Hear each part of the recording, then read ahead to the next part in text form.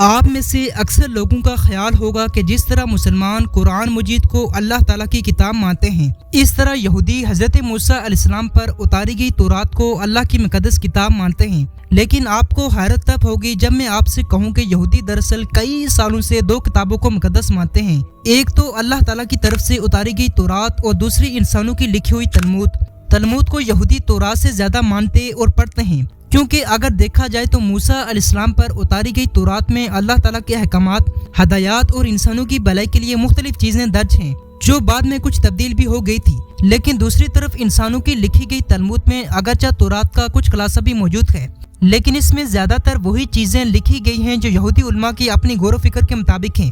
مثال کے طور پر دنیا پر کیسے حکومت کی جائے، بہترین ایجوکیشن اکانومی کے لیے کون سی اسٹریٹجی کو اپنایا جائے، اس کے علاوہ میڈیسن، اسٹرونومی، میجک، سیکس، خدا اور انبیاء کرام کا مذاق، انٹرٹینمنٹ اور مختلف مذہبی عقائد، اور خاص کر کے اس میں انسانی زندگی کی وہ ساری سودمند چیزیں شامل ہیں جس سے انہیں صرف دنیاوی فائدہ ہی ہو سکے۔ اس وقت یہ تلمود نامی کتاب مختلف جلدوں پر مشتمل ہے جو باقاعدہ کئی سالوں کی ریسرچ کے بعد لکھی گئی ہے۔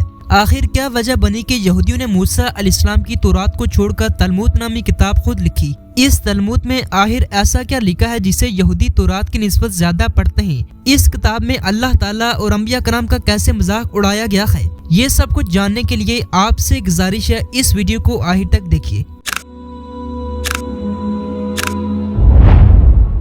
ناظرین، اس بات سے ہر مسلمان بھی آگاہ ہوگا کہ اللہ تعالیٰ نے جب حضرت موسیٰ علیہ السلام کو بنی اسرائیل پر نبی مبعوث فرمایا تو اللہ تعالیٰ نے اس قوم کی ہدایت کے لیے حضرت موسیٰ علیہ السلام پر تورات اتاری تھی، جس کے بعد یہ یہودی قوم کئی سالوں تک شریعت موسیٰ کے تحت اپنی زندگی گزارتی رہی۔ لیکن جب حضرت موسیٰ علیہ السلام کا انتقال ہو گیا تو یہ یہودی قوم اپنی بدبختیوں پر اتر آئی، جس کا نتیجہ یہ ہوا کہ ان کو مختلف دور میں مختلف حکمرانوں نے اپنا غلام بنا لیا۔ جیسا کہ تقریباً 587 قبل مسیح میں بابل کے بادشاہ بخت نصر نے کئی یہودیوں کو مار ڈالا تھا۔ ان کے پاس جو بھی تورات کے نسخے تھے اور اس وقت جو بھی یہودی عالم تھے، بخت نصر نے ان کو بھی چن چن کر مار ڈالا تھا۔ اس طرح وقت گزرنے کے ساتھ ساتھ جہاں یہودی قوم ایک دوسرے سے الگ ہو کر بکھر گئی، وہاں ان کی دینی اور مذہبی تعلیمات میں بھی اختلاف بڑھتا گیا، جس کا نتیجہ یہ ہوا کہ یہودیوں کے بزرگوں یا عام الفاظ میں کہا جائے تو چوٹی کے ربیوں کے درمیان تورات کے سلسلے میں کچھ بحث و مباحثے شروع ہو گئے، جس کے بعد انہوں نے تورات پر تفسیریں لکھنا شروع کر دی۔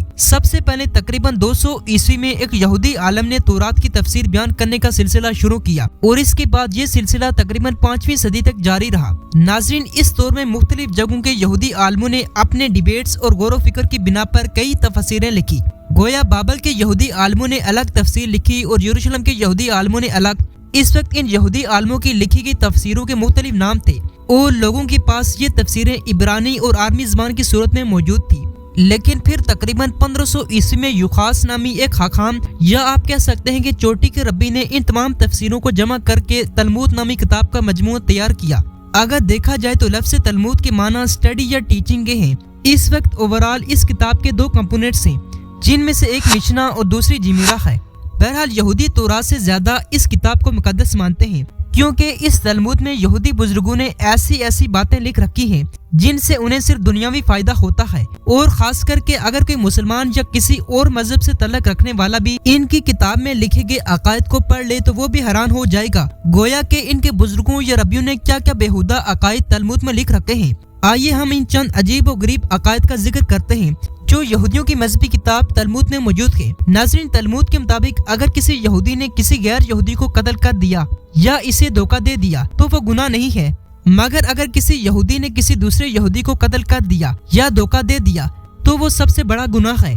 اس کے علاوہ یہودیوں کی تلمود کے مطابق ایک دن 12 گھنٹوں پر مشتمل ہوتا ہے۔ ان گھنٹوں میں سے 3 گھنٹوں میں خدا شریعت کا مطالعہ کرتا ہے، اس کے بعد 3 گھنٹے احکام دینے میں صرف کر دیتا ہے، پھر 3 گھنٹے دنیا کو روزی دیتا ہے، اور آخری 3 گھنٹے سمندر کی مچھلیوں کی بادشاہ کے ساتھ کھیل کود میں مصروف رہتا ہے۔ استغفر اللہ۔ ناظرین، آپ تصور کریں کہ یہ اللہ تعالیٰ کی ذات کے بارے میں ان کے عالموں نے کیا لکھ رکھا ہے۔ اس کے بعد تلمود کے مطابق بعض شیطان آدم کی اولاد سے ہیں۔ آدم کی ایک زوجہ لیلیس شیطان تھی جو 130 سال تک آدم کی شریک حیات رہی۔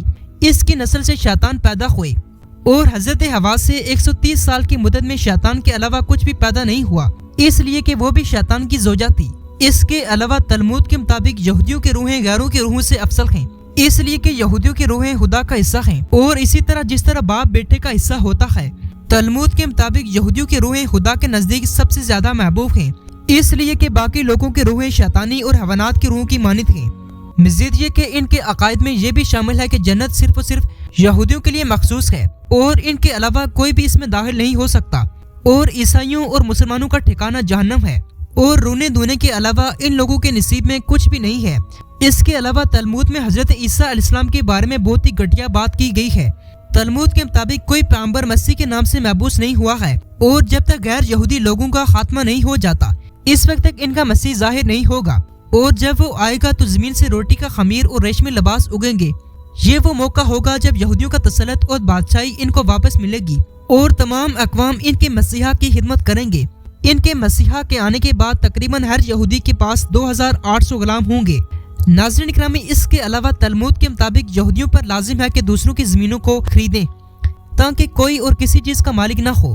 ناظرین اکرامی، اس کے علاوہ یہودی عقائد میں عیسائیوں کے بارے میں یہ بھی لکھا گیا ہے کہ عیسائیوں کو قتل کرنا ہمارے مذہبی واجبات میں سے ہے۔ مزید یہ کہ ان یہودی ربیوں نے حضرت عیسیٰ علیہ السلام کے بارے میں یہ لکھ رکھا ہے کہ حضرت عیسیٰ علیہ السلام کو جس نے پیغمبری کا دعویٰ کیا تھا اور نصرانی اس کے دھوکے میں آ گئے تھے، اپنی ماں مریم کے ساتھ جس نے باندار نامی مرد سے زنا کے ذریعے اس کو پیدا کیا تھا، نعوذ باللہ، جہنم میں جلایا جائے گا۔ اس کے علاوہ یہودی کتاب کے مطابق اسرائیلی خدا کے نزدیک ملائکہ سے زیادہ محبوب ہیں۔